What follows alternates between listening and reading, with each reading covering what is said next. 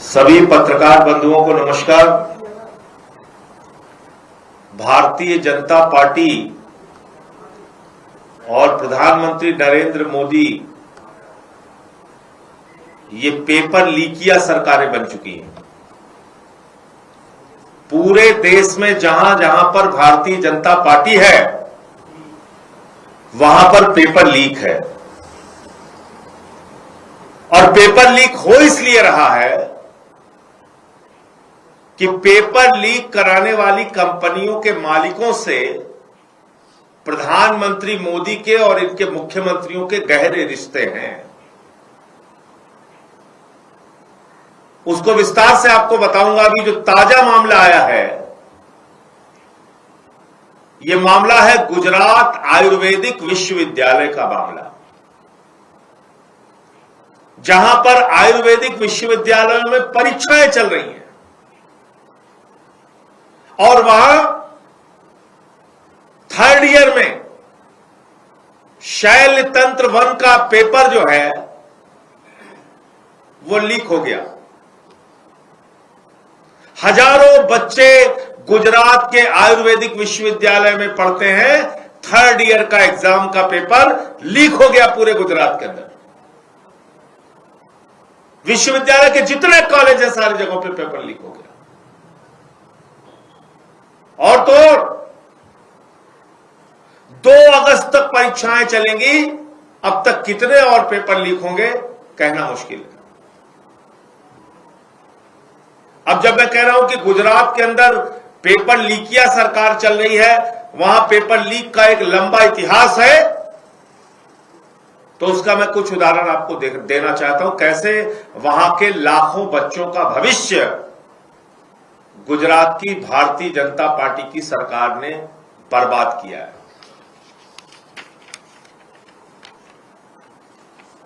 2014 में, पिछले 10 सालों का मैं पढ़ रहा हूं, 2014 में एक पेपर लीक हुआ, रेवेन्यू तलाटी का पेपर लीक हुआ। 2016-17 में फिर एक बार तलाटी की परीक्षा का पेपर लीक हुआ। 2018 में टेट और लोक रक्षक दल और मुख्य सेविका 3 परीक्षाओं के पेपर लीक हुए। टेट, लोक रक्षक दल, मुख्य सेविका। 2019 में सचिवालय के अंदर क्लर्क की भर्ती का पेपर लीक हुआ। 2019-20 में जेएमसी और एएई का पेपर लीक हुआ। 2021 में सब ऑडिटर, हेड क्लर्क, एटीडी, पशुधन निरीक्षक, पीएसआई, इन सब का पेपर लीक हुआ गुजरात में। यह 2021 में हुआ। 2022 में वन रक्षक का पेपर लीक हुआ। 2023 में जूनियर क्लर्क और डमी कांड का पेपर लीक हुआ।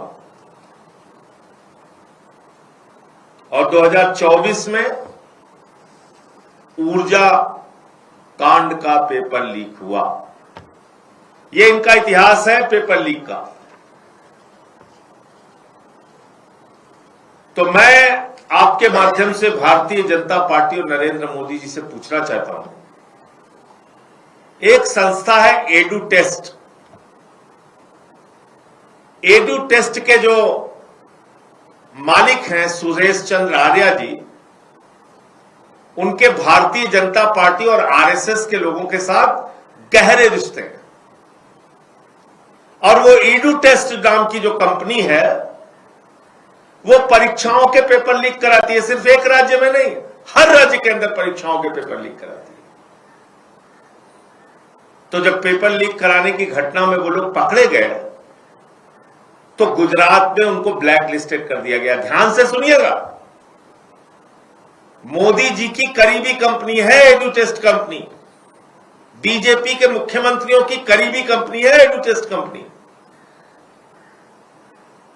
तो वहां उसको ब्लैक लिस्टेड कर दिया गया गुजरात के अंदर। तो मोदी जी ने कहा कोई दिक्कत नहीं, गुजरात में तुम ब्लैक लिस्टेड हो गए, तुमने पैसा कमा लिया, तुमने पेपर लीक कर दिया, तुमने नौजवानों का भविष्य बर्बाद कर दिया। अब सिर्फ गुजरात में यह काम ना करो, तुम चले जाओ बिहार। बिहार में भी पेपर लीक किया उसने। फिर बोले अच्छा यहां भी ब्लैक लिस्टेड हो गए, कोई बात नहीं, अब चले जाओ यूपी। फिर यूपी में जाके उन्होंने, इस एडू टेस्ट कंपनी ने वहां भी पुलिस भर्ती का पेपर लीक किया। तो जब मैं ये बात कहता हूं कि भारतीय जनता पार्टी के नेताओं के गहरे संबंध पेपर लीक करने वाली कंपनियों के साथ हैं, तो यह हवाई बात नहीं, इसके 1000 प्रमाण मौजूद हैं। इसका मतलब नौजवानों के भविष्य को बर्बाद करके माल का हिस्सा बीजेपी के पास पहुंच रहा है। नौजवानों के भविष्य को बर्बाद करके माल का हिस्सा, कमाई का हिस्सा भारतीय जनता पार्टी के नेताओं के पास पहुंच रहा है। और इसी के कारण पेपर लीक पे पेपर लीक, पेपर लीक पे पेपर लीक हो रहा है। पूरी की पूरी सरकार खड़ी हो जाती है पेपर लीक कांड में शामिल लोगों को बचाने के लिए। कल मैंने प्रधानमंत्री जी का तीसरा वीडियो देखा, फ्रेंड्स वाला। आजकल उन्होंने बहिष्कार कर दिया मीडिया का, वो समझ गए अब काम नहीं चलेगा, अब 8 बजे लाइव आने से काम नहीं चलेगा। तो उन्होंने सारी की सारी मीडिया का बहिष्कार कर दिया। रात में 12 बजे उठ के बना रहे हैं वीडियो, फिर 12:30 बजे बना रहे हैं, फिर सुबह बना रहे हैं, फिर शाम को बना रहे हैं। अभी फिर एक वीडियो आया फ्रेंड्स का। तो अब की फ्रेंड्स वाले वीडियो में कह रहे हैं, मैं इस देश के छात्रों को बताना चाहता हूं, जिन लोगों ने पेपर लीक कराया वो जेल में सड़ रहे हैं। यार आप भारत के प्रधानमंत्री इतना सफेद झूठ कैसे बोलते हो भाई? मुझे तो शर्म आती है प्रधानमंत्री की बात को सुन के। कह रहे पेपर लीक कराने वाले जेलों में सड़ रहे हैं। अरे संजीव मुखिया अभी चंद दिनों पहले जो 2024 के नीट पेपर लीक का मुख्य आरोपी था, मेरे हिसाब से नहीं, आपके हिसाब से प्रधानमंत्री जी मुख्य आरोपी था। जब सीबीआई ने उसको गिरफ्तार किया था तो कहा था ये नीट पेपर लीक का मुख्य आरोपी है संजीव मुखिया। और अभी चंद दिन पहले, मेरे ख्याल से 1 हफ्ता भी नहीं बीता होगा, 1 सप्ताह भी नहीं पूरा हुआ होगा, सीबीआई ने कह दिया इस संजीव मुखिया के खिलाफ तो कोई सबूत ही नहीं है। तो कौन जेल में सड़ रहा है? 2024 के नीट के पेपर लीक में जो लोग पकड़े गए, 90 दिन में आपकी सीबीआई उनके खिलाफ चार्जशीट नहीं दाखिल कर पाई, उन सबको जमानत मिल गई, पेपर चुराने वालों को। और अभी जो मुख्य पेपर चोर का आरोपी था, मुख्य आरोपी, उसके खिलाफ सीबीआई ने कह दिया सबूत नहीं। आप कह रहे हो फास्ट ट्रैक कोर्ट बनाएंगे,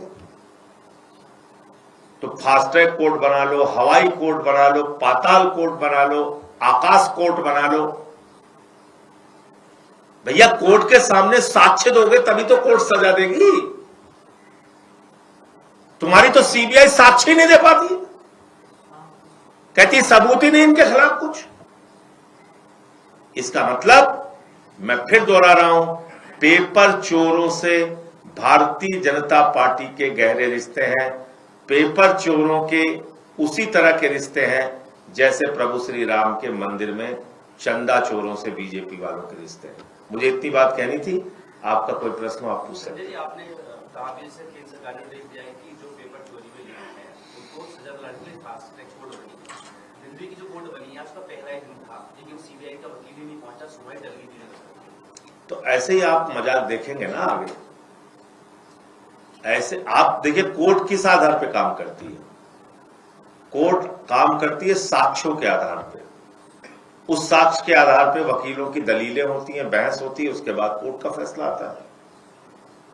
साक्ष्य लाने की जिम्मेदारी किसकी है? प्रधानमंत्री नरेंद्र मोदी की है, क्योंकि उनके अधीन सीबीआई आती है। तो जब मोदी जी की सीबीआई कोर्ट के सामने जाके कह देगी कि साहब इनके खिलाफ कोई सबूत ही नहीं है, तो पेपर चोर है ही नहीं, तो छूट जाएंगे, बरी हो जाए। सीधी सी बात समझो ना। जो काम इन्होंने संजीव मुखिया के लिए किया, क्या गारंटी है कि आगे नहीं करेंगे? ये साक्ष्य नहीं देंगे। तो इसलिए फास्ट ट्रैक कोर्ट बनाना कितना बड़ा समाधान है मुझे तो नहीं मालूम। पॉक्सो केस में तो है फास्ट ट्रैक कोर्ट, सजा की डिटेल निकाल के देख लीजिए कितने लोगों को सजा मिली है। और भी तमाम मामलों में फास्ट ट्रैक कोर्ट बनती है, क्या हालत है इसकी। मैं एक शाहीन जी को जानता हूं, वो एसिड विक्टिम है और 15 साल का, और फास्ट ट्रैक कोर्ट में उनका मामला चल रहा था 2009 से। तो 16 साल के बाद अभी वो जो आरोपी था वो बरी कर दिया गया। फास्ट ट्रैक कोर्ट की बात मैं बता रहा हूं, 16 साल मामला चला। शाहीन जी एसिड विक्टिम है, यहीं ब्रेव सोल ऑर्गेनाइजेशन है, यहीं दिल्ली में रहती हैं, जाके पता कर लीजिए आप।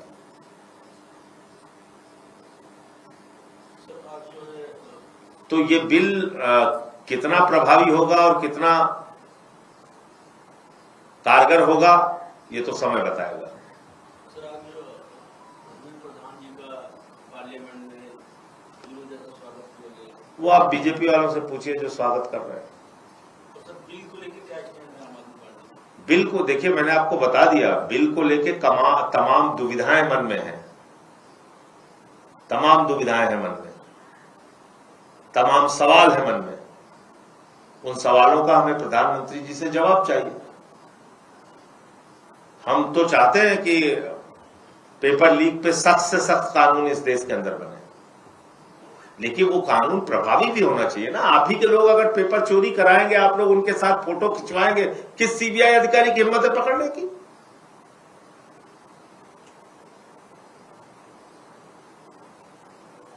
एडू टेस्ट के कंपनी के मालिक की फोटो किसके किसके साथ है निकाल के चला दीजिए अपने चैनल पे, आपको पता चल जाएगा। ब्लैक लिस्टेड कंपनी है, उसके बावजूद उसको यूपी में पुलिस भर्ती का एग्जाम कराने का ठेका दिया गया। कैसे दिया गया भाई, क्यों दिया गया? बिना बीजेपी वालों की मिली भगत के दिया गया।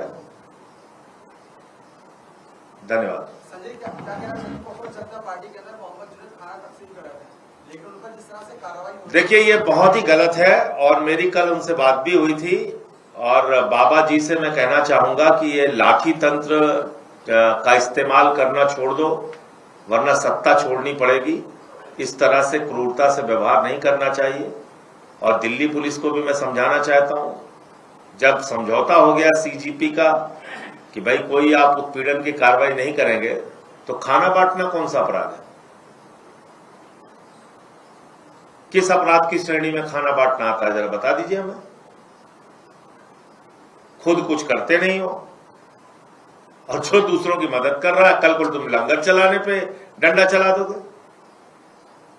भाई सिख समाज के हमारे भाई बहुत सारी जगहों पे लंगर चलाते हैं, तो फिर कल को तुम लंगर चलाने पे लाठी मारोगे, ये तो ठीक नहीं है।